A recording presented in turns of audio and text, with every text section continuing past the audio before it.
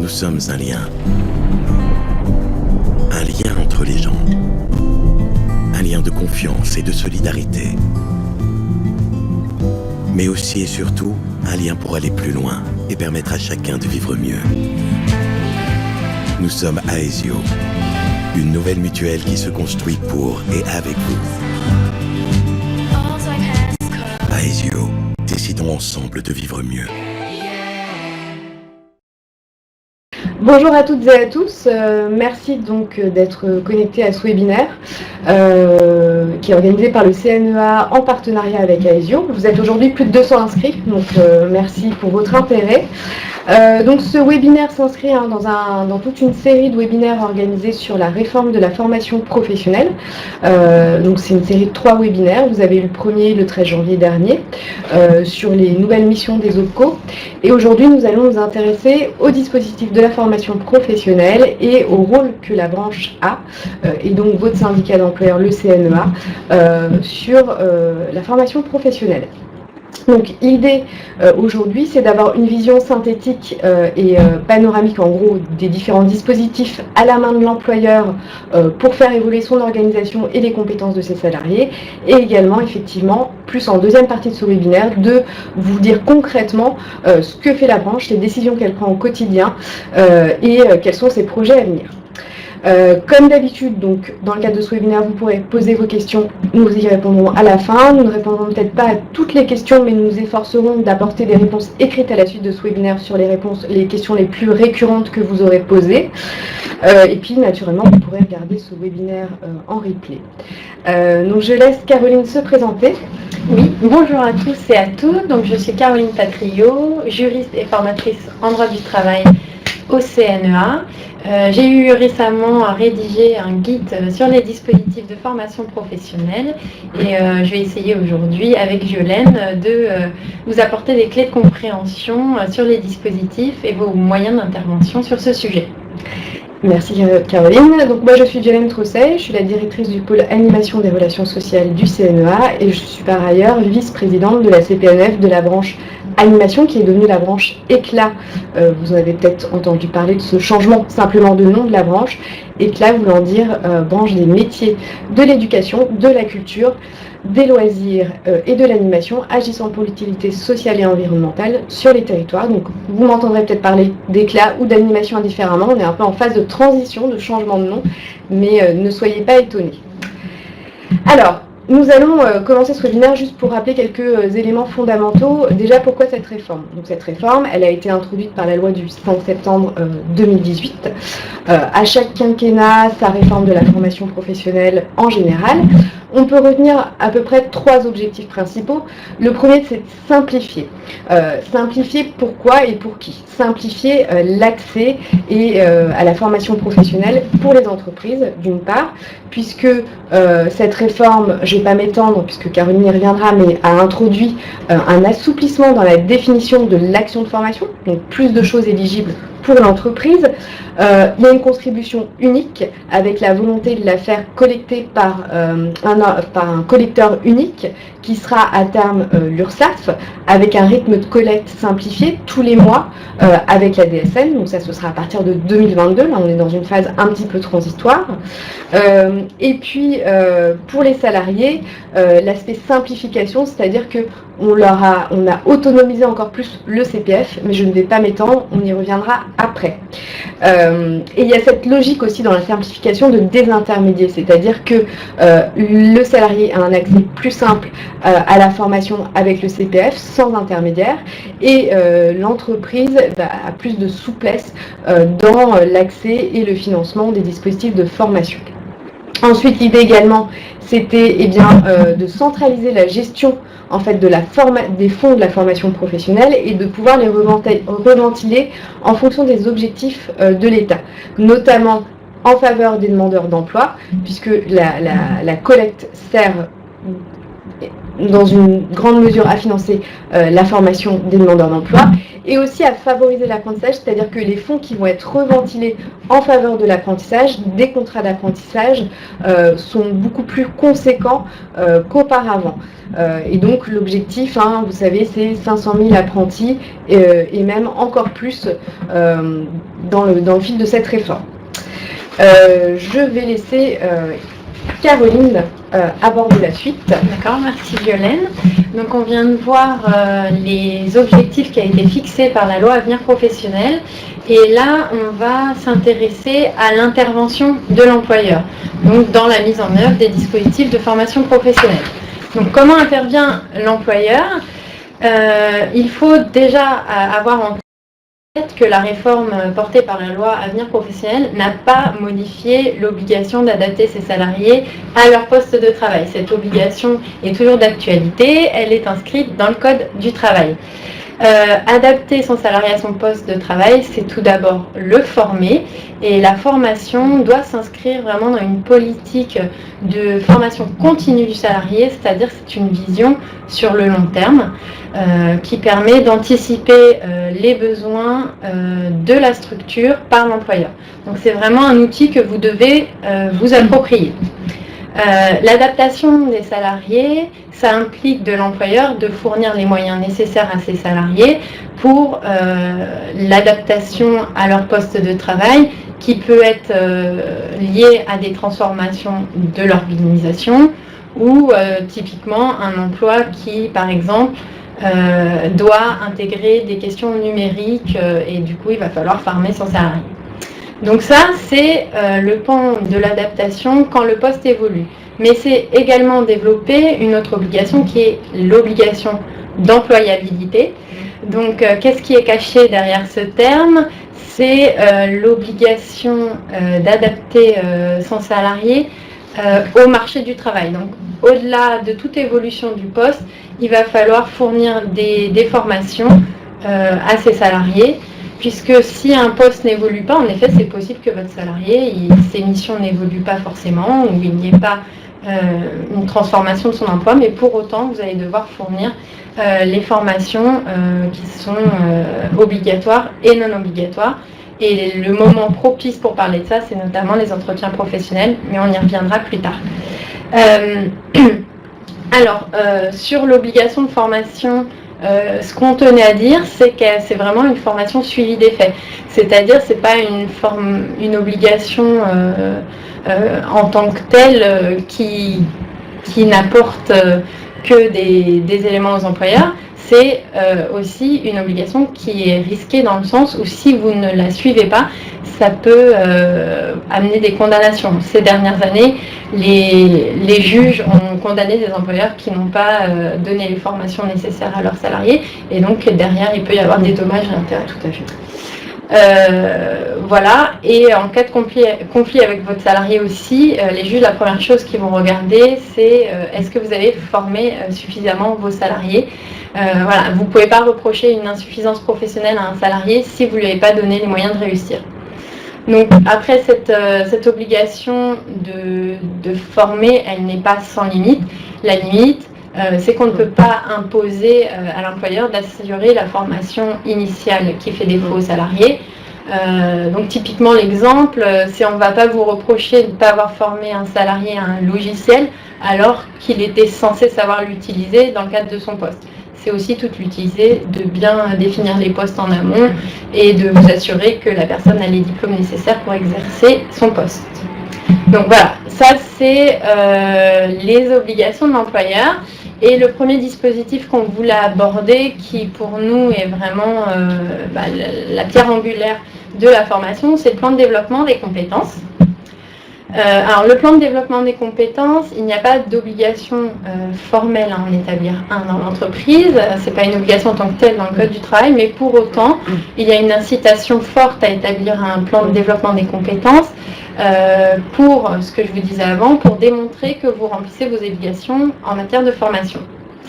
Alors, le plan de développement de compétences, pour certains d'entre vous, la terminologie peut vous surprendre puisque pendant des années, c'était le plan de formation.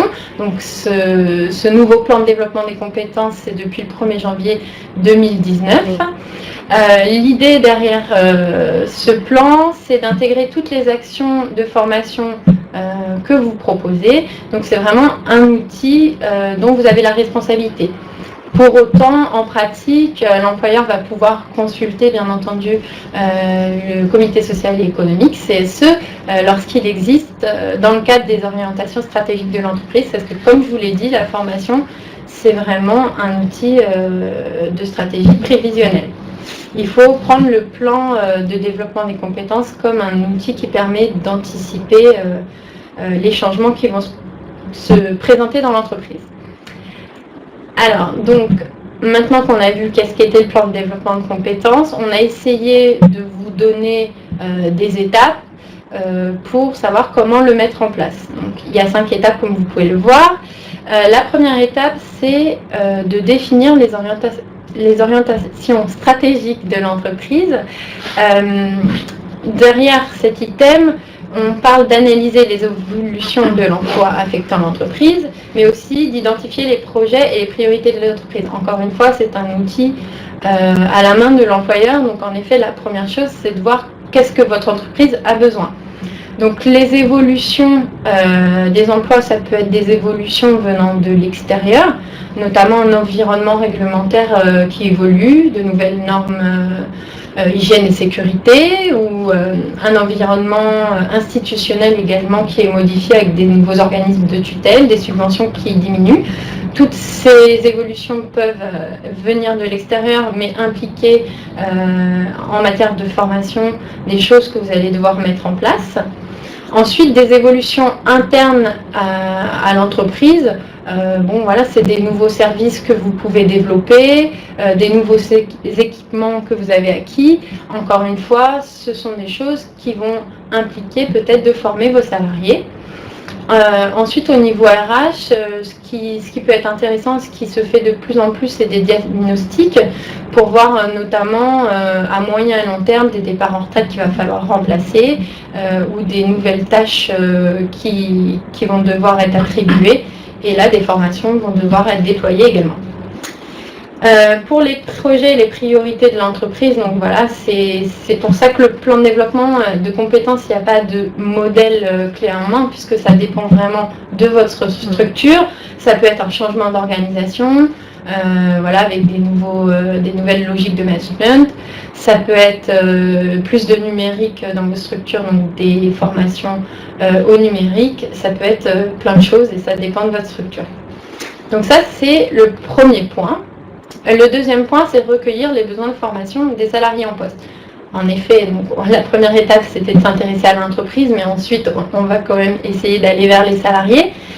Donc, quand on parle de besoins, il est là intéressant de bien faire la distinction entre les besoins et les envies des salariés.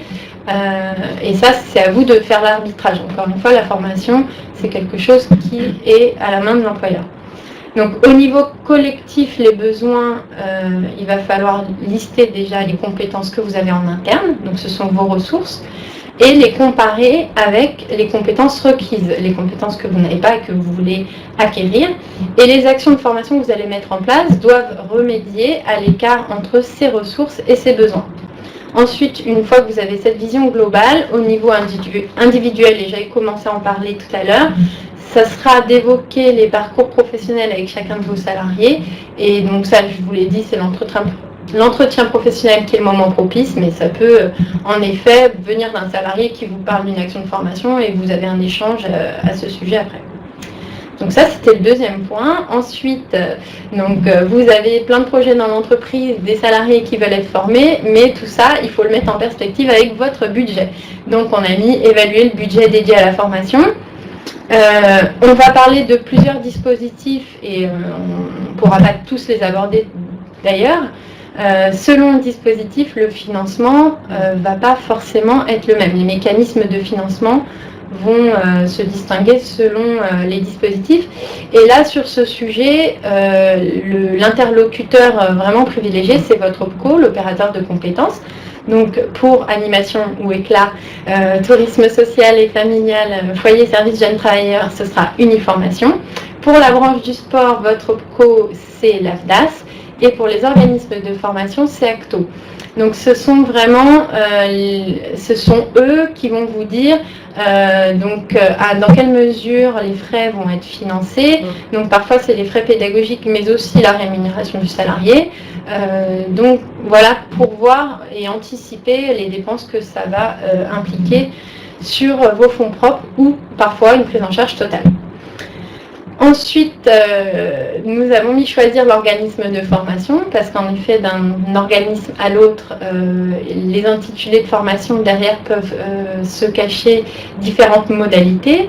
Donc là, il va falloir être attentif au contenu pédagogique, au lieu où se déroule la formation parce que les frais de déplacement peuvent engendrer des coûts pour votre structure. La qualité des formateurs est également importante.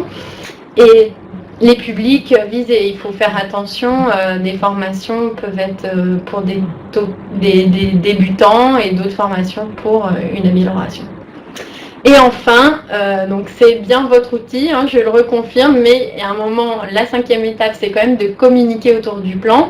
La formation est un des sujets, comme beaucoup de sujets en droit du travail, il faut respecter l'égalité de traitement. Donc le mieux, c'est quand même d'en parler à tous vos salariés et de voir les formations que vous proposez et après de faire l'arbitrage, par rapport à ce qui vous paraît le plus cohérent.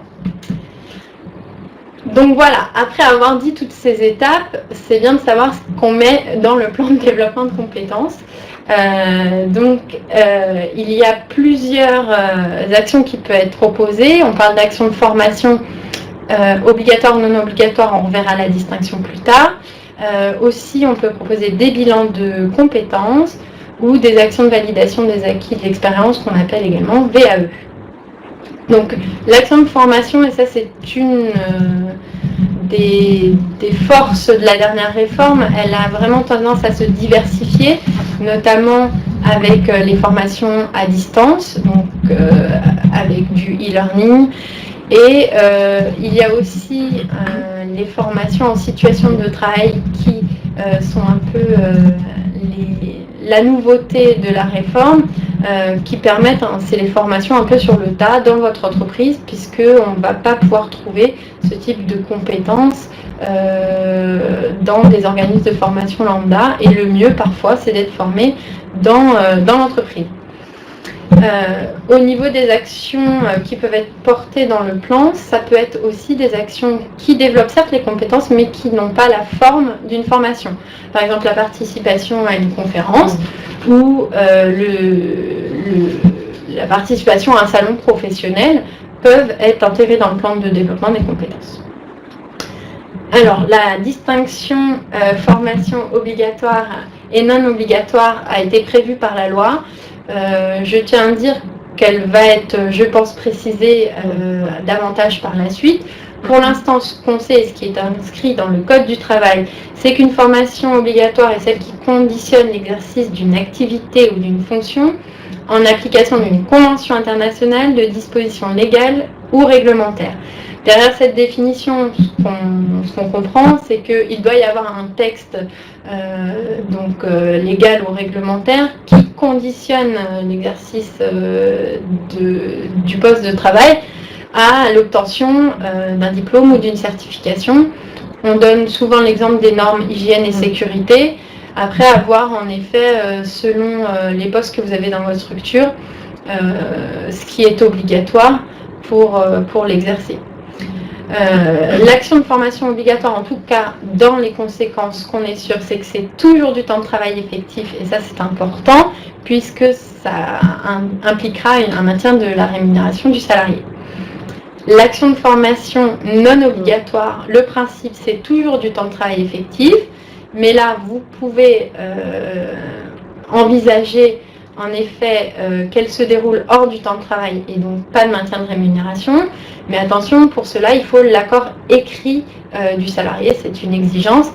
Et ça doit être prévu donc dans un accord collectif d'entreprise ou à défaut de branche. Et si vous n'avez pas d'accord collectif, il faut l'accord du salarié, je vous le disais, et c'est limité à 30 heures par an.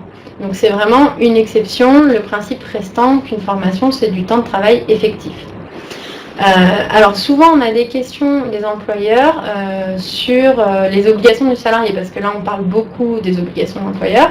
Le salarié est obligé de suivre une formation obligatoire qui a été proposée par son employeur, et nous vous conseillons même de suivre ça avec beaucoup d'importance, puisque le salarié va vous dire à l'oral qu'il ne veut pas le suivre, mais si, comme je vous disais, en cas de conflit quelques années plus tard, vous n'avez pas d'éléments prouvant que vous avez formé votre salarié, ce sera de votre responsabilité. Vous ne pourrez pas vous exonérer en disant « oui, mais mon salarié ne voulait pas ». Donc, si un salarié refuse de suivre une formation obligatoire, il peut même être sanctionné, il faut avoir ça à l'esprit. Donc, il y a quand même des exceptions, comme je vous disais, la possibilité de faire une formation non obligatoire en dehors du temps de travail. Là, il faudra toujours l'accord du salarié, même si vous avez un accord collectif. Vous ne pouvez pas forcer un salarié à suivre une formation en dehors de son temps de travail. Et les bilans de compétences et les VAE qui peuvent être proposés dans le plan de développement de compétences, vous ne pouvez pas non plus contraindre votre salarié. Donc voilà pour la distinction. Je passe la parole à Violaine qui va vous parler du CPF. Voilà, merci Caroline. Donc effectivement, on a vu cette première partie sur les obligations de l'employeur et effectivement l'importance du plan de développement des compétences qui est de la responsabilité de l'employeur et qui est un outil aussi de gestion des ressources humaines. Donc la loi a aménagé en fait une sorte d'autre régime. En fait, elle a organisé une dichotomie. D'un côté, ce qui se passe dans l'entreprise, qui est de la responsabilité de l'entreprise, le plan de développement des compétences, et de l'autre, ce qui va être de l'initiative du salarié et ce qui va relever de ses droits, donc avec le compte personnel de formation. Le salarié a un droit finalement d'accès à la formation et le Code du travail nous dit même que le salarié, tout individu a le droit de progresser d'un niveau de qualification au cours de sa vie professionnelle. L'instrument qui avait été mis en place par le passé pour effectivement permettre ça, c'était notamment, je dis bien, le DIF. Le DIF a disparu, il a été remplacé par le compte personnel de formation qui a été instauré en 2014 et que donc vous connaissez depuis maintenant 6 ans. Avec la loi du 5 septembre 2018, le compte personnel de formation a évolué. Alors comment est-ce qu'il a évolué? Déjà, alors ça n'a pas changé. Il faut rappeler que le compte personnel de formation, c'est un compte qui est rattaché à l'individu, quel que soit son statut. C'est-à-dire que le salarié, un jour il est salarié, le lendemain il perd son emploi, il devient demandeur d'emploi, peut-être qu'il va créer son entreprise, devenir travailleur indépendant, un fonctionnaire, alors ça se passe plutôt dans ce sens-là, devient salarié ensuite, ou pourquoi pas inversement, mais en tout cas, l'individu acquiert des droits qui sont stockés sur son compte personnel de formation, qui sont incessibles et qui le suivent tout au long de sa vie professionnelle. Donc ce sont vraiment des droits individuels. Avant, ce que change la réforme, donc là, il n'y a pas eu de changement sous cet angle-là. Avant, les heures étaient, enfin, les droits acquis étaient décomptés en heures. Ce qu'a changé la réforme, c'est qu'on a voulu donner plus de visibilité, lisibilité au compte personnel de formation. Et depuis le 1er janvier 2019, les droits font l'objet d'une acquisition en euros. On a monétisé le CPF. Donc aujourd'hui, un individu, il acquiert un salarié des droits sur son compteur en fonction de son temps de travail. Et pour tout salarié, à partir du moment où il est sur un mi-temps, au moins un mi-temps de la durée conventionnelle de travail, il acquiert 500 € par an dans la limite d'un plafond de 5 000 €. Et puis pour certaines catégories de salariés, je pense notamment aux salariés qu'on dit à bas niveau de qualification, donc par exemple qui n'ont pas atteint le niveau du CAP, c'est même 800 € par an dans la limite d'un plafond de 8 000 €. Ce CPF, eh bien, à quoi est-ce qu'il sert? Il sert finalement pour le salarié qui a une démarche individuelle, qui veut développer ses compétences, qui veut accéder, pourquoi pas, à une certification, à aller choisir dans une liste de certifications ou de formations au sens plus large du terme, quelque chose qui lui convient et qui va lui permettre d'évoluer en fonction de son projet professionnel. Pour ça, donc toujours dans l'idée de donner davantage de lisibilité, de visibilité aux droits, il y avait déjà un site internet qui s'appelait moncompteformation.gouv.fr CPF.fr qui existait, le gouvernement a souhaité mettre en place une application, donc téléchargeable sur smartphone, sur tablette, sur laquelle le salarié va accéder à tout un catalogue de formations en fonction de sa situation. Donc il va se déclarer, donc rentrer son numéro de sécurité sociale, et puis en fonction de sa branche de rattachement, il va accéder à ce qu'on appelle un catalogue en fait d'actions de formation éligibles. Et tout à l'heure je vous parlais de désintermédiation. Donc c'est l'idée qu'on n'a plus besoin d'intermédiaire pour accéder à la formation. Il va prendre son smartphone, il va avoir une formation qui lui plaît, qui va lui permettre d'évoluer en fonction de son projet personnel, professionnel. Il va cliquer dessus et en fait il va être le payeur direct de l'organisme de formation qui va finalement proposer la formation. Donc en général, les formations, ce sont celles notamment qui sont inscrites sur des listes RNCP, donc c'est-à-dire des titres, des diplômes, des choses certifiantes, mais ça peut être aussi des actions qui vont être inscrites au répertoire spécifique et qui vont en fait vous donner une habilitation, quelque chose de complémentaire en fait à une certification existante. Ça peut être le TOEIC pour les langues, ça peut être il y a même le permis de conduire qui est éligible. Le salarié peut aussi mobiliser son CPF pour faire un bilan de compétences. Par exemple, s'il a envie d'évoluer, il se dit ça fait longtemps que je suis dans mon entreprise, j'ai envie de changer de poste, mais finalement je vois pas très bien vers quoi je pourrais évoluer sur des fonctions différentes. Il va vouloir mobiliser un bilan de compétences, ou il va pouvoir par exemple mobiliser un accompagnement à la VAE pour faire valoir ses acquis de l'expérience. Donc c'est vraiment, comme vous l'expliquait Caroline, un dispositif qui est à la main du salarié. Personne ne peut décider à la place de l'individu d'aller débiter des montants CPF sur son compte. Le principe également que je voulais énoncer, c'est que le salarié va mobiliser CPF. En général, l'employeur n'a pas de regard effectivement là-dessus, puisque ça va être sur son temps libre, donc hors temps de travail. Donc concrètement, ça veut dire CRTT, ses congés payés, ou pourquoi pas si le samedi, le dimanche, le salarié ne travaille pas habituellement. Voilà, ça ce sera sur son temps libre. Pour autant, il peut aussi le faire sur son temps de travail, mais donc dans ce cas-là, c'est conditionné à l'autorisation de l'employeur. Et pour cela, il y a quand même des règles, c'est-à-dire que le salarié doit formuler une demande d'autorisation d'absence au moins 60 jours avant le début de l'absence si la formation est inférieure à 6 mois, et ce sera au moins 120 jours avant le début de la formation si la formation est égale ou supérieure à 6 mois. Et dans ce cas-là, en tant qu'employeur, vous avez un délai de réponse de 30 jours calendaires et on vous conseille fortement de vous manifester suite à une demande de votre salarié. On verra ensuite avec Caroline comment est-ce qu'on peut éventuellement avoir une co-mobilisation du CPF, c'est-à-dire comment est-ce qu'on peut co-construire et comment finalement l'entreprise peut quand même tirer parti dans une logique concertée évidemment des droits CPF acquis par le salarié, toujours avec l'autorisation expresse du salarié. Ça on le verra un petit peu plus tard. Ce que je voulais aborder également rapidement avec vous et qu'on ne développera pas vraiment, c'est il y a aussi un CPF qui s'appelle le CPF de transition professionnelle.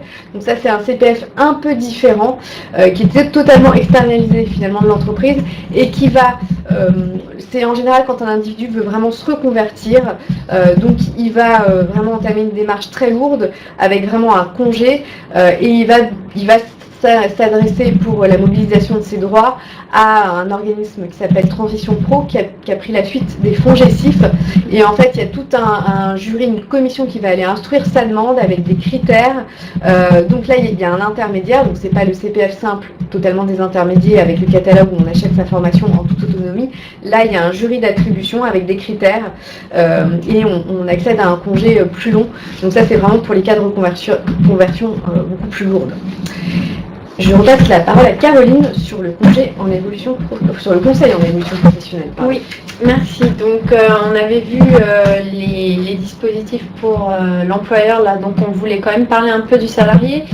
Rapidement sur le conseil en évolution professionnelle, ce qu'il faut avoir en tête, c'est que ça a été mis en place depuis 2014, mais là, avec la loi Avenir Professionnel, on a vraiment souhaité, quand je dis on, c'est plutôt la volonté gouvernementale de mettre en avant ce dispositif puisqu'il permet vraiment un conseil auprès du salarié qui est personnalisé et gratuit, accessible à tous et tout au long de la vie active, un peu comme l'idée du CPF, comme l'a dit Violaine.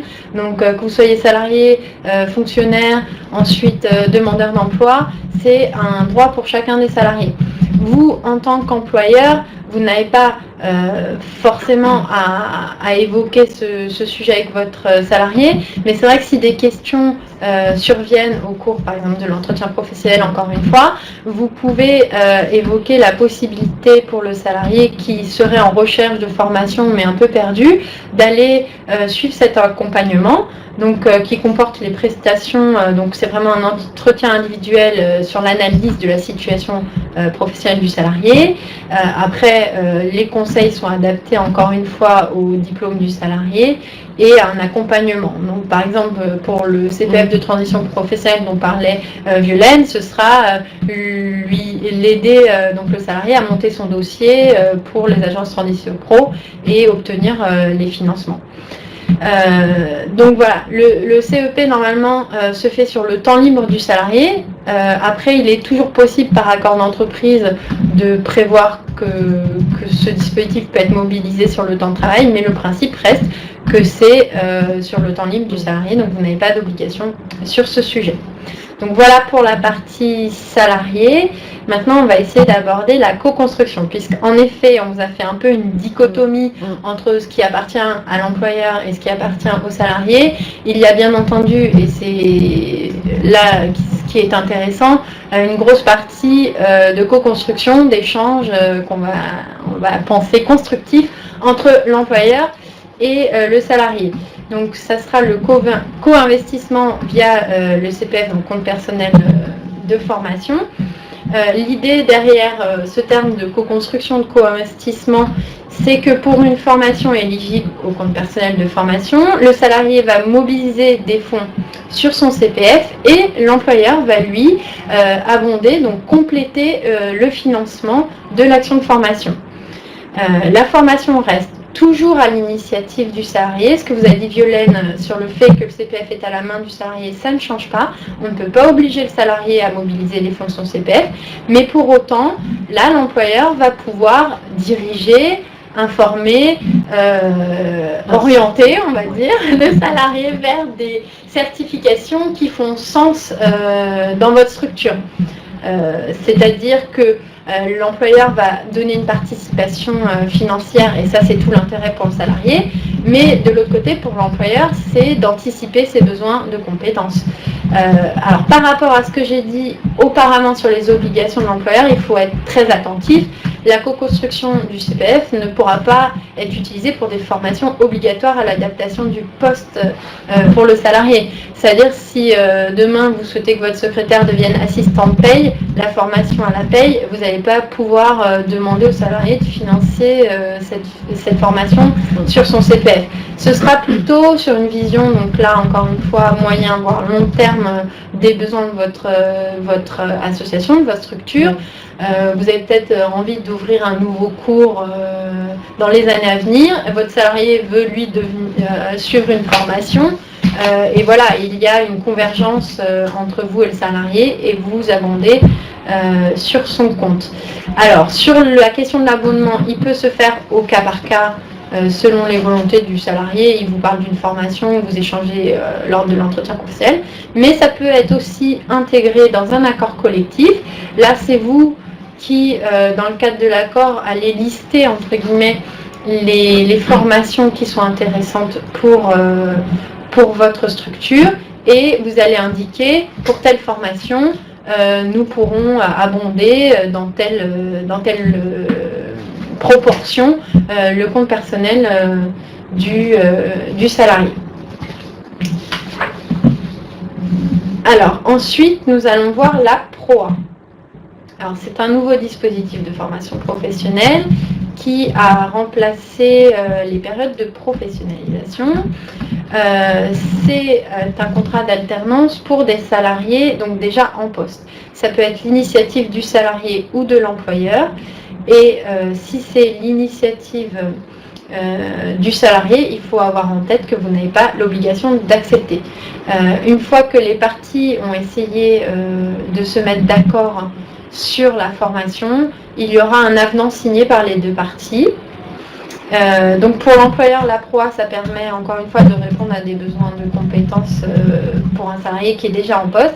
Et pour le salarié, donc là ce qui est visé, ce sont les salariés peu ou pas qualifiés, puisque c'est à destination des salariés qui n'ont pas atteint le niveau de licence. Donc pour lui, c'est une façon d'évoluer et de sécuriser son parcours professionnel. Sur les modalités de la PROA, je ne vais pas aller dans les détails, vous retrouvez tout dans le guide de formation professionnelle et si vous avez des questions, on y répondra. Juste qu'il faut avoir en tête, ça peut se faire pendant le temps de travail ou en dehors du temps de travail. Et si c'est en dehors du temps de travail, encore un peu comme les schémas que j'ai évoqués, il faut l'accord du salarié ou un accord collectif. Dans tous les cas, il faut l'accord du salarié et c'est limité à 30 heures par an. Voilà. Donc ensuite, on vous a fait une slide récapitulative qu'on ne va pas non plus... C'est des choses qu'on vous a dit, c'est juste pour faire un avant-après la réforme. Donc voilà, plan de formation qui devient plan de développement de compétences, le CPF qui est alimenté en heures, qui devient alimenté en euros, le CIF qui disparaît, période de professionnalisation. Voilà, tout ça sera mis, c'est un support qui vous sera envoyé à la fin du webinaire. Donc voilà, donc c'était un des titres du webinaire, comment articuler les dispositifs. Donc ça se fait au moment du plan de développement des compétences qu'on a vu au tout début. Donc c'est bien de revoir un peu les étapes, comme on l'a dit, le début c'est quand même de recueillir les besoins de formation. Après c'est s'intéresser aux possibilités de financement et choisir en fonction de la finalité. Qu'est-ce qu'on entendait par là? En effet, pour chaque dispositif, il y aura des attentes différentes derrière, donc c'est très important de les avoir en tête. Et si vous avez des questions, nous sommes là. Par exemple, la PROA, on vous l'a dit, c'est pour une mobilité interne, donc ou verticale, une promotion, ou horizontale, une reconversion dans l'entreprise. Si votre salarié souhaite complètement changer de métier et qu'il y a voilà, une démarche plus longue, ce sera le CPF de transition professionnelle.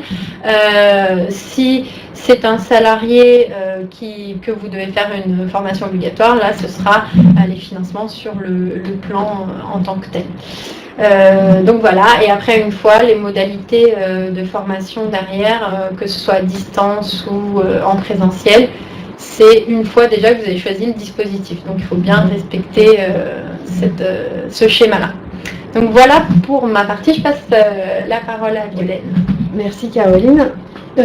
Donc là on va aborder un petit peu plus le rôle, donc on a vu les dispositifs, les outils en fait que vous avez pour organiser l'évolution de vos compétences en interne. Maintenant l'objet c'est vraiment de vous éclairer un peu plus sur comment sont gérées vos contributions, qui fait quoi et à quoi ça vous donne accès. Caroline l'a répété, effectivement, sur les prises en charge, votre interlocuteur principal, c'est l'OPCO qui va, et donc votre conseiller, qui va pouvoir vous informer des possibilités financières. Pour mieux comprendre comment ça fonctionne, en fait, on vous a proposé ce schéma un petit peu récapitulatif. Vous savez tous que vous êtes assujettis à un taux de contribution à la formation professionnelle. Ce taux, comment est-ce qu'il est décomposé? Tout d'abord, vous avez une fraction qui correspond à la fraction légale, donc qui est définie dans le Code du travail, et en fait qui est définie selon la taille de l'entreprise. Donc pour les entreprises de moins de 11 salariés, c'est 0,55% de la masse salariale, et pour les entreprises de 11 salariés plus, c'est 1% de la masse salariale. Cette fraction légale, elle est collectée et elle est centralisée au niveau national par France Compétences, qui va en fait la répartir, la reventiler entre différents organismes en fonction de leurs attributions. Par exemple, ça va être à Transition Pro gérant le CPF de transition, ça va être à la Caisse des dépôts et consignations pour le CPF, et ça va aussi être aux OPCO pour tout ce qui va être financement de l'alternance. Alors pour le coup, Dans alternance, j'entends contrat de professionnalisation, contrat d'apprentissage et PROA, au bénéfice de toutes les entreprises, quelle que soit leur taille, et qui va aussi rebasculer une fraction de cette contribution dite légale pour financer le plan de développement des compétences pour les entreprises de moins de 50 salariés. Donc voilà, France Compétences va reventiler ces fonds auprès des OPCO pour ces deux gros dispositifs dont je vous ai parlé. Mais vous savez que tous ici, vous tous qui nous écoutez, vous payez plus que ce 0,55% ou ce 1%, parce que votre branche, en fait, va mettre en place ce qu'on appelle une surcontribution conventionnelle, donc c'est un taux supplémentaire qui va s'ajouter au légal et qui est fixé en fonction des besoins de qualification et de développement des compétences observés dans la branche. Donc ce sont des taux qui sont variables, ça dépend de votre branche de rattachement. Pour la branche éclat animation, ce taux vient d'évoluer puisqu'il est fixé à 2,1% de la masse salariale pour les contributions dues au titre de la masse salariale 2020. Ce taux pour les foyers services pour jeunes travailleurs, il est égal à 1,89% au global. Là, je vous parle du légal plus le conventionnel, à 1,89% de la masse salariale, encore une fois, quelle que soit la taille des entreprises. Et pour le tourisme social et familial et le sport, je ne vais pas les détailler parce que c'est un peu plus compliqué, ça dépend en fait de la taille de l'entreprise concernée. Mais en fait, tous vous payez au-delà du 0,55% ou au-delà du 1% défini par le Code du travail. Et donc ces contributions conventionnelles, ce qui est important de comprendre, c'est qu'elles vont aussi être versées et gérées par l'OPCO, mais ce sont des fonds qui appartiennent à la branche professionnelle, c'est-à-dire qu'ils sont isolés, ils ne tombent pas dans un pot commun comme la fraction légale, ils sont isolés, ils sont gérés par les partenaires sociaux de la branche, et donc vraiment, ces finances vont servir à financer la politique formation de la branche, et notamment prendre en charge le plan de développement des compétences pour les entreprises, quelle que soit leur taille, les moins de 50 salariés, mais les 50 et plus, à partir du moment où elles versent un taux de contribution conventionnelle. Ça va être des compléments de prise en charge, des actions de GPEC diverses et variées. Ensuite, effectivement, donc une fois qu'on a dit ça, on passe au slide suivant. Merci Mathilde. Et donc, il faut comprendre comment, enfin, dans quel contexte intervient votre branche, comment est-ce qu'elle prend les décisions. Souvent, ça peut vous paraître un peu peut-être obscur, mais en fait, grosso modo, je dirais qu'il y a 3 paramètres à prendre en compte. Le premier, c'est l'environnement finalement dans lequel la branche intervient, c'est-à-dire qu'il y a une loi, des textes réglementaires aussi qui en découlent et qui fixent parfois des règles avec des taux de prise en charge. Je peux donner un exemple sur le contrat de professionnalisation. Normalement, c'est 9,15 € par heure. Vous avez votre OPCO de rattachement aussi, donc Caroline les a cités tout à l'heure. Les conseils d'administration des OPCO vont fixer d'autres règles, c'est-à-dire que, sans évidemment, qui sont en général mieux disantes. Par exemple, uniformation sur le taux de prise en charge, le taux de financement des contrats de pro, c'est pas 9,15 € de l'heure comme le dit la loi, ça va être 12 €. L'OPCO, le conseil d'administration, va aussi donner un certain nombre de règles sur les prises en charge avec des conditions, des taux horaires, etc. Donc la branche va se caler en première intention sur ces différents éléments pour elle aller créer sa politique de branche et éventuellement mettre en place des majorations de prise en charge qui vont plus loin que ce que l'OPCO de rattachement aura pu dire. Ça va aussi être en fonction d'un diagnostic de ses besoins parce que chaque branche a un tissu d'entreprise différent, une typologie de salariés différente, être positionné sur des activités ou des métiers qui connaîtront en fait des spécificités particulières pour lesquelles il y aura des besoins qui ne seront pas les mêmes en fonction des branches. C'est la raison pour laquelle vous n'avez pas les mêmes taux de contribution conventionnelle en fonction des branches, ni les mêmes orientations et ni les mêmes accents mis en fonction des dispositifs. Pour aller simplement et rapidement, qu'est-ce qu'on entend par diagnostic des besoins? Par exemple, sur vos activités, vous savez qu'elles sont parfois soumises à des facteurs de mutation importants. Pour le tourisme social et familial, un des facteurs de mutation, par exemple, et qui s'accroît, ça va être le fait qu'on est confronté à une clientèle de plus en plus internationale, qui va demander finalement de maîtriser une voire plusieurs langues étrangères pour les personnels aussi bien de réception, hébergement en cuisine, mais aussi pour les activités d'animation.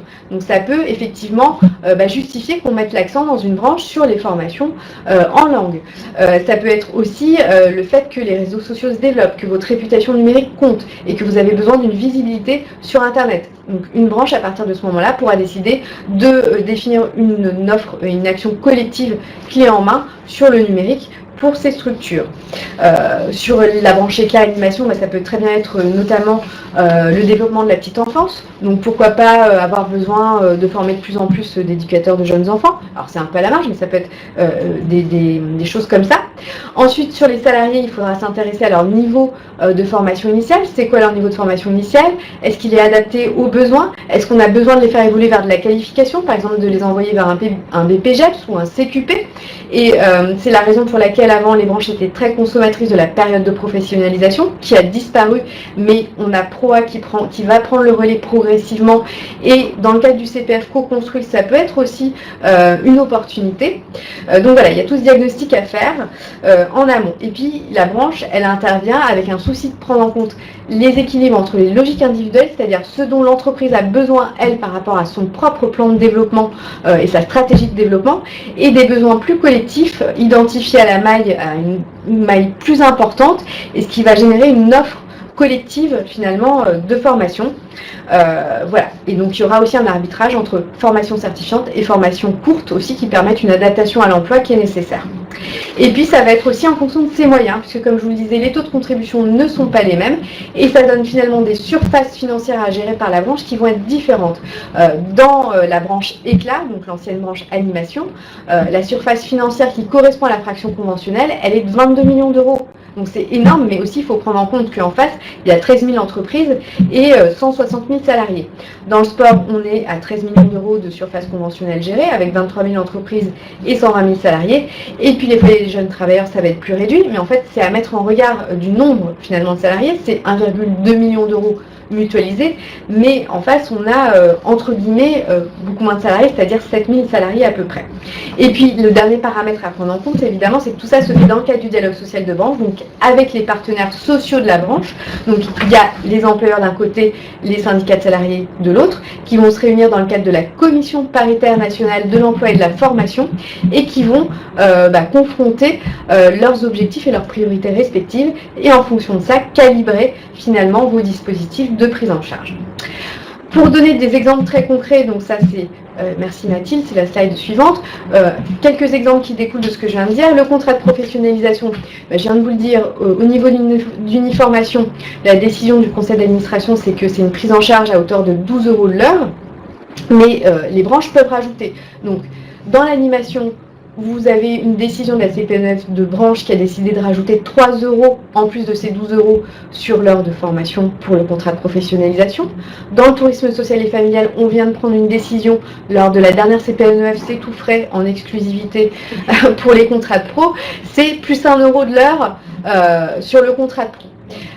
Donc ça vous mène à 13 € de l'heure au global.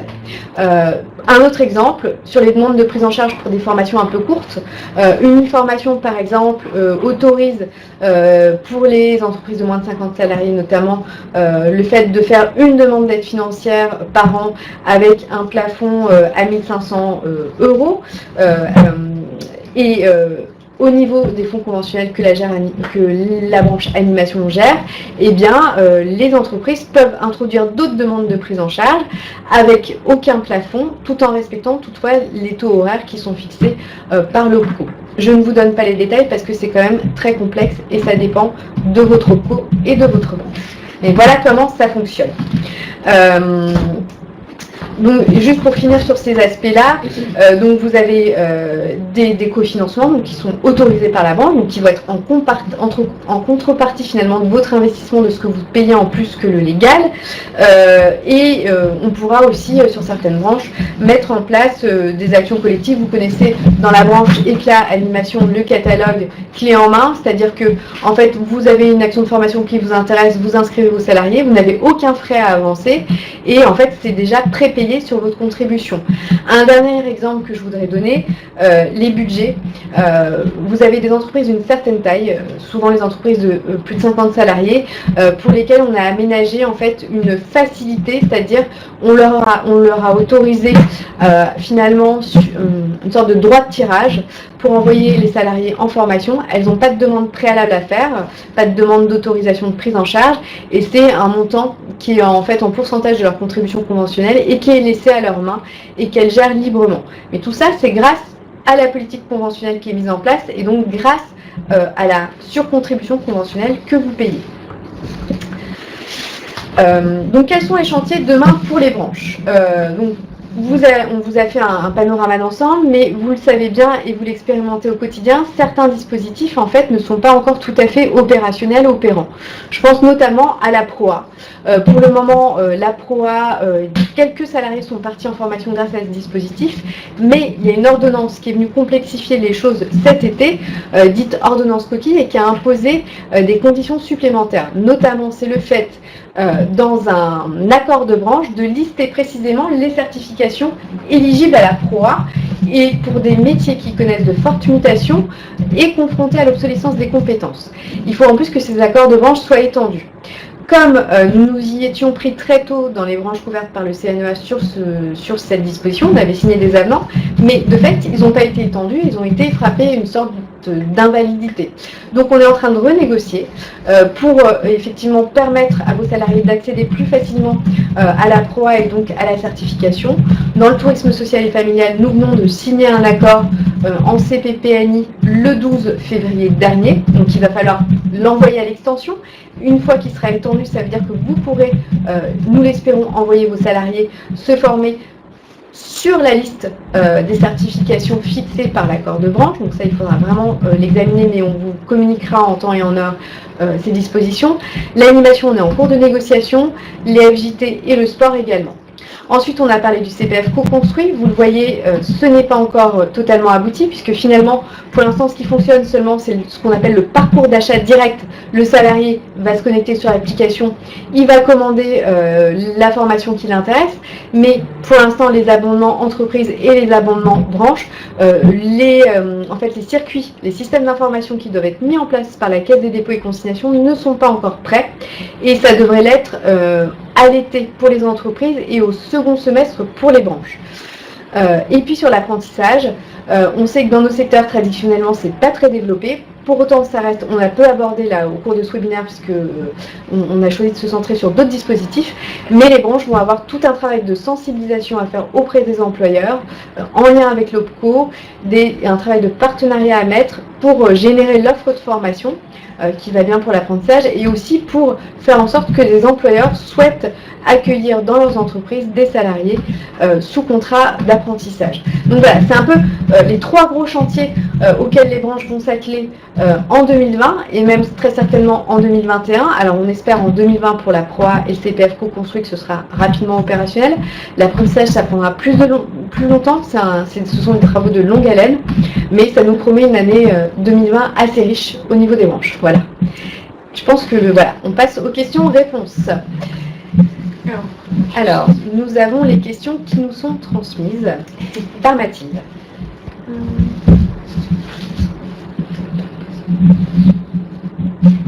Ça fait déjà un peu répondu. Alors, moi une des premières choses, parce que je suis passée un petit peu rapidement et que j'ai vu la question passer, c'est quand est-ce que les abonnements seront opérationnels, justement, dans le cadre du CPF. Donc, comme je vous le disais, on a...